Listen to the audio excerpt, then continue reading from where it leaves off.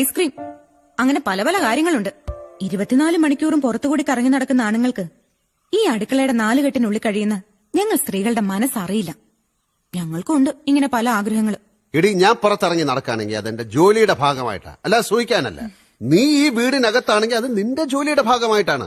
ഒരു പെൺകുട്ടി കല്യാണം കഴിച്ച് ഭാര്യ അമ്മയായി കഴിഞ്ഞാൽ പിന്നെ അവളുടെ ജീവിതം വീടിനകത്താണ്. അത് അവളുടെ ഉത്തരവാദിത്വമാണ്, അല്ലാതെ ദുരിതോ കഷ്ടപ്പാടോ ഒന്നും അല്ല. ഇതൊക്കെ മനസ്സിലാക്കണമെങ്കിൽ ഒരു മനസ്സ് വേണം. നീ ഇതൊക്കെ ആ സംയുക്ത കണ്ടുപഠിക്കേ. ഏത് സംയുക്ത? സംയുക്ത വർമ്മ, ബിജു മേനോന്റെ ഭാര്യ. പ്രശസ്തിയുടെ കൊടുമുടി നിൽക്കുമ്പോഴേ ആ കുട്ടി വിവാഹം കഴിച്ചത്. ഇന്നവര് നല്ലൊരു ഭാര്യയും അമ്മയായിട്ട് ജീവിക്കുന്നു. കണ്ടുപഠിക്കേ. എന്ത് പറഞ്ഞാലും കുറെ സിനിമയും സിനിമാക്കാരെ വെച്ച് കുറെ ഉദാഹരണങ്ങളുണ്ട്. അമ്മയ്ക്ക് ഉത്തരം മുട്ടിപ്പോയി. എനിക്കിതിന് മറുപടി പറയാൻ അറിയാൻ മേലാഞ്ഞിട്ടല്ല.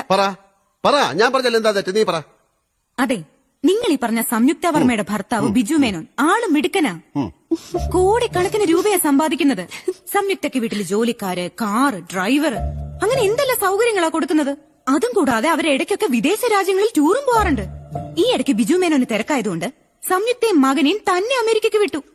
അങ്ങനെ സ്നേഹമുള്ള ഭർത്താക്കന്മാര്. പിന്നെ ഇവളത്തെ ചോദിച്ചിട്ടില്ല അവര് വിദേശ യാത്ര പോകുന്നത്. അമ്മ പറഞ്ഞ ശരിയാച്ചാ, വനിതയിലുണ്ടായിരുന്നു. ഇനി സാധനം വീട്ടിൽ കെട്ടി പോരുത്.